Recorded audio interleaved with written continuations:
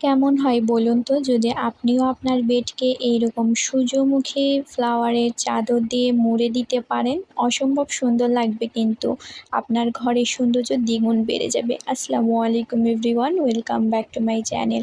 I hope সকলে ভালো আছেন, আমিও আলহামদুলিল্লাহ ভালো আছি। আজকে আবারও নতুন একটা ভিডিও নিয়ে হাজির হয়েছি, আর আজকে আমি আপনাদের সাথে সানফ্লাওয়ারের বেডশিটের সেলাই টিউটোরিয়াল এবং আর্ট দুইটাই শেয়ার করব।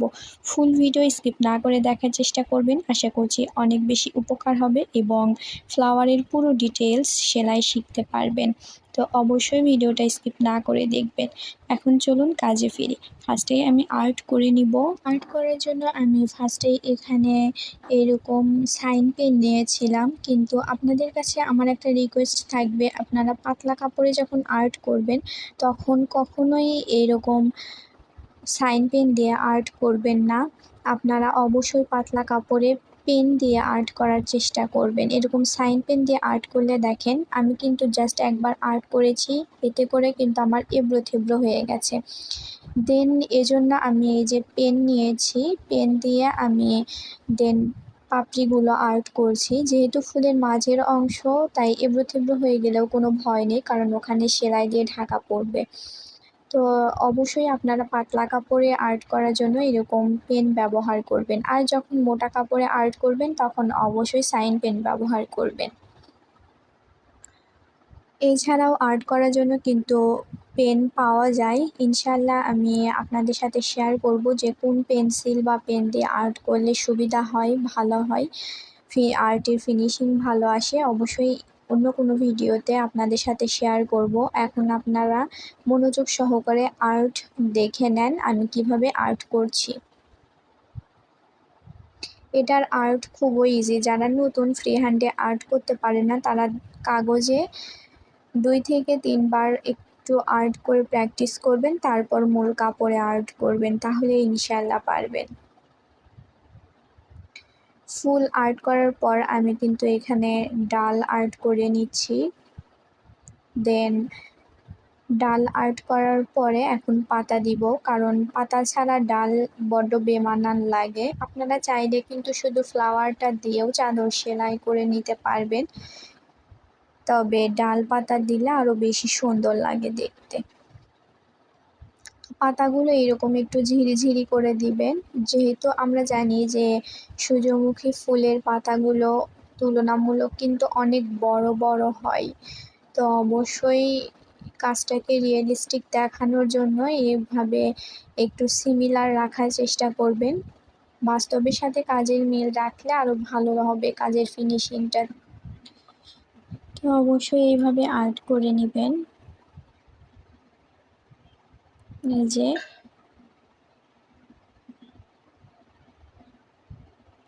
এইভাবে আর্ট করা হয়ে গেলে এখন আমি সেলাই করে নিব। আর সেলাই করার জন্য আমি এখানে সুন্দরী লাচি সুতা ব্যবহার করেছি। প্রথমে আমি পাপড়ি সেলাই করব, তো পাপড়ির জন্য বাসন্তী হলুদ কালার বা মাস্টার্ড ইয়েলো কালার সুতাটা নিয়েছি এবং সুতাটা আমি 2 গুণ করে শুয়ে পরিয়ে নিয়েছি।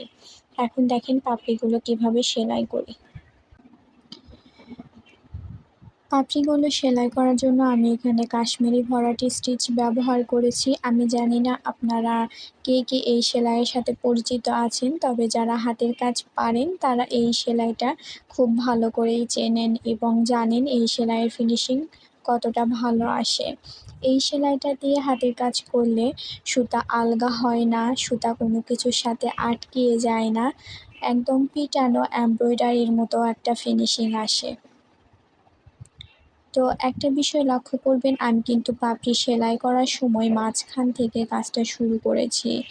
আমি কিন্তু সাইড থেকে কাজ শুরু করিনি, মাঝখান থেকে শুরু করে এক সাইড শেষ করছি এবং এক সাইড শেষ হলে আমি অপর সাইড সেলাই করব। এতে করে কিন্তু পাপড়ির ফিনিশিং এবং আকৃতি ভালো হবে। অবশ্যই এই টিপসগুলো ফলো করে কাজটা করে নেবেন। অনেকেই কি করে জানেন, পাপড়ির কাজগুলো এক সাইড থেকে শুরু করে এবং অপর সাইডে গিয়ে শেষ করে, এতে করে পাপড়িগুলো এবড়ো থেবড়ো হয়। সবগুলো ফিনিশিং ভালো আসে না, আসলে পাপড়িগুলো এবড়ো থেবড়ো অসমান হয়ে যায়, যার কারণে ফ্লাওয়ারটাও দেখতে ভালো লাগে না। তাই অবশ্যই পাপড়িগুলো এভাবে সেলাই করে নেবেন। আর আমি কিন্তু কাজটা অনেক ধীরে স্থিরে দেখিয়ে দিয়েছি যাতে আপনাদের বুঝতে কোনো অসুবিধা না হয়। অবশ্যই ধৈর্য সহকারে ভিডিওটা দেখবেন। আমার ভিডিওগুলো আপনাদের কাছে কেমন লাগে অবশ্যই কমেন্টে জানিয়ে যাবেন এবং ভিডিওগুলো ভালো লাগলে ভিডিওতে লাইক করতে ভুলবেন না। পরবর্তীতে কী ধরনের ভিডিও দেখতে যাচ্ছেন এগুলো কমেন্টে জানিয়ে যাবেন। আমি ইনশাআল্লাহ ভিডিও দেওয়ার চেষ্টা করব। একটা পাপড়ি অলরেডি সেলাই করে নিয়েছি, এখন অপর একটা পাপড়ি সেলাই করব। আর সেম নিয়মেই কিন্তু আমার ছোট বড় সবগুলো পাপড়ি সেলাই করে নিতে হবে। আমি প্রথমে এই যে নিচের বড় পাপড়িগুলো যেগুলো প্রথমে আর্ট করেছি এই পাপড়িগুলো সেলাই করব, দেন তারপর উপরের পাপড়িগুলো সেলাই করব। সবগুলো পাপড়ি একসাথে সেলাই করতে যাবেন না, তাহলে কিন্তু সেলাইটা ফিনিশিং ভালো আসবে না, দেখতে ভালো লাগবে না। অবশ্যই আগে নিচের এই বড় পাপড়িগুলো সেলাই করে নিতে হবে। তো সবগুলো পাপড়ি সেলাই করে নিয়েছি, এখন শুধু উপরের পাপড়িগুলোর কাজ বাকি আছে, এখন উপরের পাপড়িগুলোর কাজ করে নিতে হবে। আমি উপরের একটা পাপড়ির কাজও করে দেখাচ্ছি, এটাও কিন্তু আমি সেম সেলাই দিয়েই কাজটা করেছি। শুধু নিচের পাপড়িগুলোর চেয়ে এগুলো তুলনামূলক একটু ছোট করে আর্ট করতে হবে।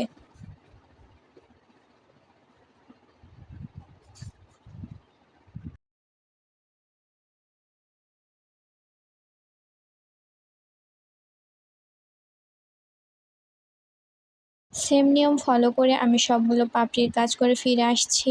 এই যে সবগুলো পাপড়ির কাজ করে নিয়েছি, দেখেন শুধু ফ্লাওয়ারটাও দেখতেও কিন্তু ভালো লাগছে।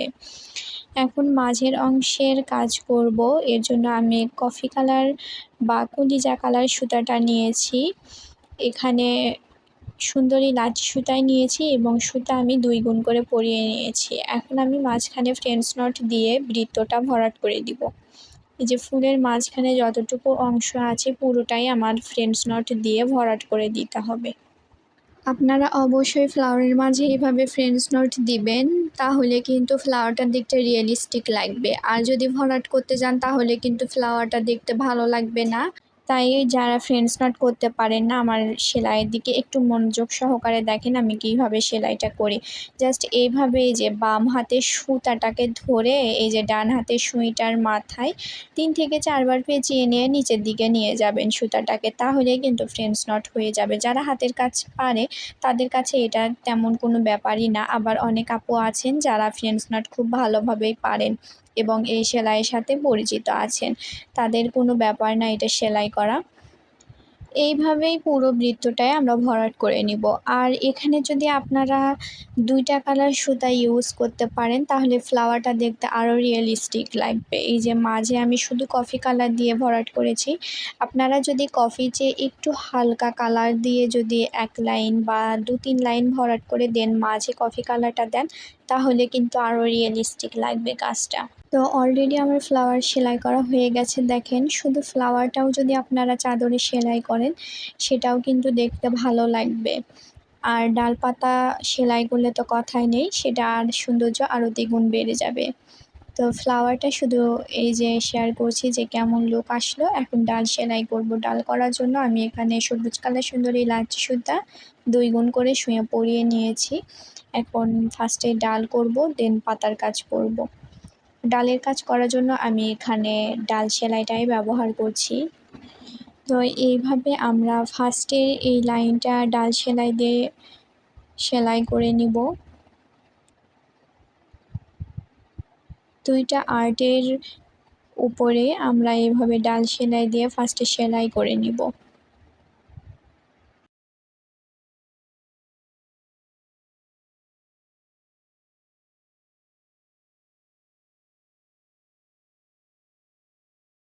এক পাশে হয়ে গেছে, এখন অপর পাশেও ডাল সেলাই করে নিচ্ছি। যেহেতু ডালটা একটু মোটা করে আমাদেরকে সেলাই করতে হবে, না হলে কিন্তু ডালটা দেখা যাবে না, কারণ এখানে পাতাও বড় ফ্লাওয়ারটাও বড়, তাই ডালটাও অবশ্যই এইভাবে মোটা করেই আর্ট করবেন এবং সেলাই করবেন। কথা বলতে বলতে অপর পাশটাও সেলাই করেছি। এখন মাঝখানে আমাদেরকে ভরাট করতে হবে। মাঝখানে ভরাট করার জন্যও কিন্তু আমি ডাল সেলাইটাই ব্যবহার করেছি। এখানে ভরাট না হওয়া পর্যন্ত আপনারা ডাল সেলাই করতেই থাকবেন। আসলে একেকজনের আর্ট একেক রকম হয়। তো আমার এখানে ৩ থেকে ৪ লাইনের মতো ৪-৫ লাইনের মতো সেলাই দিতে হয়েছে, তাতেই ভরাট হয়ে গেছে। আপনাদের যে কয়টা লাগবে, যে কয় লাইন সেলাই দিতে হবে ভরাট করার জন্য আপনারা সে কয় লাইন ডাল সেলাই এভাবে করে নিবেন। অবশ্যই একটার গায়ে আরেকটা চেপে চেপে লাগিয়ে লাগিয়ে সেলাই করে নিবেন। এই যে আমার এখানে কিন্তু আর একটু ফাঁকা আছে, এখানে ১ লাইন সেলাই করলেই হয়ে যাবে।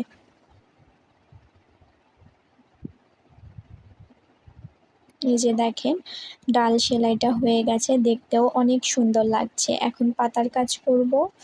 পাতার কাজ করার জন্যও আমি ফ্লাওয়ারের পাপড়িতে যে কাশ্মীরি ভরাট স্টিচটা ব্যবহার করেছি ওটাই পাতার জন্যও ব্যবহার করব। সেম সেলাই দিয়েই কিন্তু পাতার কাজ করে নিচ্ছি। আর পাতার মাঝখানে যে শিরাটা দিয়েছি এটা দিয়ে কিন্তু পাতার ২ অংশ বিভক্ত হয়েছে। আমরা ফার্স্টে একটা অংশ করে নিব, দেন অপর অংশ সেলাই করে নিব। এভাবেই কিন্তু পাতার কাজটা আমাদেরকে করতে হবে। আমি আপনাদের সাথে একটা পাতার কাজ শেয়ার করছি এবং অপর পাতাটা আমি অফ ক্যামেরাতে করে নিয়েছিলাম। আমি সবসময় চেষ্টা করি আমার ভিডিওগুলোতে একদম ডিটেইলস শেয়ার করার। শুরু থেকে শেষ পর্যন্ত A to Z আমি কিভাবে আর্ট করেছি, কিভাবে সেলাই করেছি, কোথায় কিভাবে সেলাই করলাম, কোন সেলাইটা দিলাম, আমি সব কিছুই আপনাদের সাথে শেয়ার করার চেষ্টা করি। এতে করে হয়তো ভিডিওটা একটু লং হয়ে যায়।